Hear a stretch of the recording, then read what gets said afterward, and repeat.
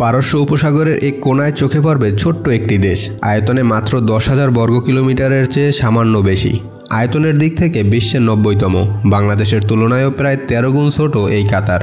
বাংলাদেশের মতো কাতারও স্বাধীনতা লাভ করেছিল 1971 সালে গ্রেট ব্রিটেনের কাছ থেকে। স্বাধীন হওয়ার সময় তৎকালীন সময়ের ব্রিটিশ উপনিবেশগুলোর মধ্যে সবচেয়ে গরিব দেশগুলোর একটি ছিল কাতার, এবং এটি মোটেও কোনো অবাক করা বিষয় নয়। গ্রীষ্মকালে 50 ডিগ্রি সেলসিয়াস পর্যন্ত তাপমাত্রা উঠে যাওয়া আর আয়তনের সিংহভাগ মরুভূমির দখলে থাকা কাতার তখন পৃথিবীর অন্যতম বসবাসের অনুপযোগী স্থান। কিন্তু স্বাধীনতার 50 বছর পর দেশটির চিত্র সম্পূর্ণ ভিন্ন। কাতার এখন পৃথিবীর সবচেয়ে ধনী দেশগুলোর মধ্যে একটি। হ্যাঁ, ঠিকই শুনেছেন, বিশ্বের অন্যতম এই ছোট দেশের মাথাপিছু বার্ষিক আয় প্রায় $1,20,000, যেটি কিনা ফ্রান্সের চেয়েও 3 গুণ বেশি। প্রায় বাঁশের অযোগ্য উপসাগরের মাছ বিক্রি করে পেট চালানো জেলেদের দুর্বল অর্থনীতি এখন রূপ নিয়েছে আলিবাবার গুহায়। বিশ্বের প্রতিটি কোণায় চোখ পড়বে কাতার সরকারের আর্থিক বিনিয়োগের চিত্র। আরও বিশ্বের সবচেয়ে বড় মিডিয়া কোম্পানি আল জাজিরারও জন্ম হয়েছে এখানে। আর এরপর রয়েছে দোহা, গণচুম্বী অট্টালিকা, শপিং মল আর বিলাসবহুল গাড়ির স্রোতে ভেসে যাওয়া কাতারের রাজধানী। মোনাকো আর লাস ভেগাস একত্রে মিলিয়ে দিলে যা হবে তা হলো এই দোহা। কিন্তু অবশ্যই জুয়া আর অ্যালকোহল ছাড়া এখানে সাধারণ কোনো কিছুর জায়গা নেই, সবকিছু ব্যয়বহুল আর সুবিশাল। তো এখন প্রশ্নটা হচ্ছে, কাতার কিভাবে এই অভাবনীয় পরিবর্তন ঘটালো? চলুন এই প্রশ্নটির উত্তরই খোঁজা যাক। প্রাকৃতিক সম্পদ। মধ্যপ্রাচ্যের দেশগুলোর ধনী হওয়ার অন্যতম প্রধান কারণ হচ্ছে এর সমৃদ্ধ প্রাকৃতিক সম্পদ।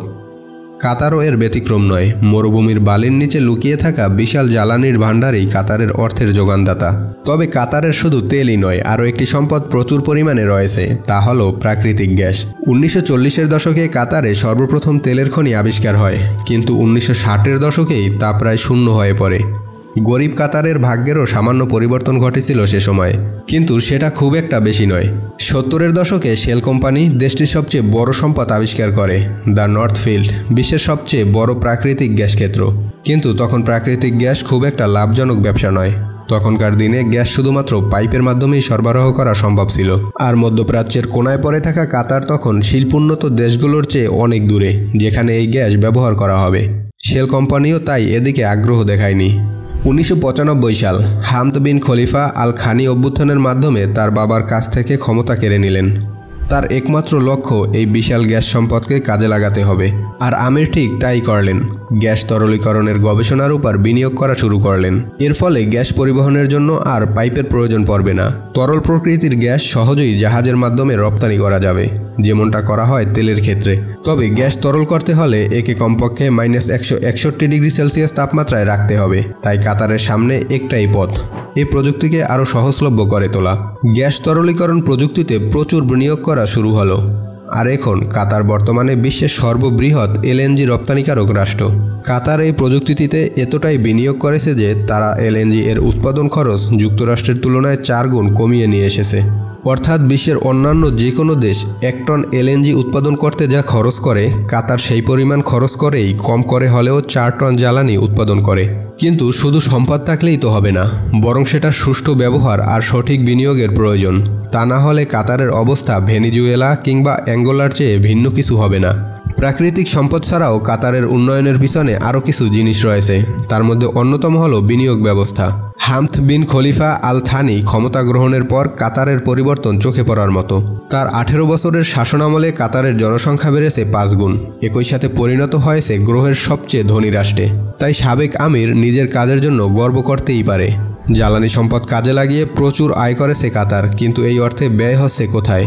কাতার এই বিশাল অর্থ কাজে লাগানোর জন্য গঠন করেছে কাতার ইনভেস্টমেন্ট অথরিটি। কাতারের ক্ষমতা হিসেবে পরিচিত এই ফান্ডের হাতে রয়েছে $330 বিলিয়ন চেয়ে বেশি পরিমাণ অর্থ, যাদের কাজ হচ্ছে দেশে বিদেশে লাভজনক ব্যবসায় বিনিয়োগ করা। আরেকটি ব্যাপার হলো কাতারের জনসংখ্যা মাত্র 30 লক্ষ, এবং তাদের মধ্যে মাত্র 3 লক্ষ লোক কাতারের নাগরিক। সুতরাং কিছু অঙ্ক কষলেই তাদের এই বিশাল মাথাপিছু আয়ের কারণ বের করে ফেলতে পারবেন। কাতারের এই ফান্ড বিশ্বের প্রতিটি কোণার রিয়েল এস্টেট কোম্পানিতে বিনিয়োগ করেছে। হোটেল, অফিস, অ্যাপার্টমেন্ট কেনার মাধ্যমে লন্ডনের বেশ বড় একটা অংশ কাতার দখল করেছে। যুক্তরাষ্ট্র বিদেশি বিনিয়োগকারীর রাষ্ট্রের তালিকায় কাতারের অবস্থান 4 নম্বরে। আর শুধু রিয়েল এস্টেট নয়, বিভিন্ন মাল্টিন্যাশনাল কোম্পানিতেও কাতারের বিনিয়োগের পরিমাণ আকাশচুম্বী। জার্মানির ফোক্সওয়াগেন, বার্কলেস ব্যাংক, এমনকি রাশিয়া সরকারের তেল কোম্পানি রসনেফট এর বিরাট অংশও কাতারের মালিকানাধীন। বিদেশি বিনিয়োগ থেকে এবার দেশের অভ্যন্তরে কাতারের বিনিয়োগের দিকে চোখ ফেরানো যাক। ইতিমধ্যেই সড়ক ব্যবস্থা, এয়ারপোর্ট, বন্দর, গবেষণা কেন্দ্র আর বাণিজ্য কেন্দ্র তৈরি করতে বিলিয়ন ডলার খরচ করে ফেলেছে কাতার সরকার। আর এর কারণ ভবিষ্যতের জন্য তৈরি করা হচ্ছে কাতার, যাতে প্রাকৃতিক সম্পদের ভাণ্ডার ফুরিয়ে গেলেও কোনো সমস্যার সম্মুখীন হতে না হয় তাদের। কিন্তু সে ধরনের সমস্যা হয়তো অনেক দূরে, কারণ অদূর ভবিষ্যতে তেলের চাহিদা কমে যাওয়ার সম্ভাবনা থাকলেও গ্যাসের চাহিদা ক্রমাগতই বেড়ে চলেছে। মধ্যপ্রাচ্যের অন্যান্য দেশ হয়তো দুহাতে টাকা উড়িয়ে চলছে, কিন্তু কাতার আগে থেকেই তৈরি হয়ে আছে ভবিষ্যতের জন্য। আর এটাই পার্থক্য করে দিয়েছে অন্যান্য দেশগুলোর সাথে। সম্পদের প্রাচুর্যের সাথে যোগ হয়েছে শক্তিশালী বিনিয়োগ ব্যবস্থা আর আন্তর্জাতিক প্রভাব। কাতারের অভাবনীয় উন্নয়ন আসলেই প্রশংসার যোগ্য। কয়েক বছরের ব্যবধানে জেলেদের ছোট্ট গ্রাম থেকে বিশ্বের সবচেয়ে ধনী রাষ্ট্রে পরিণত হওয়া কাতার কি পারবে পারস্য উপসাগরে সৌদি আরবের সাথে টক্কর দিতে?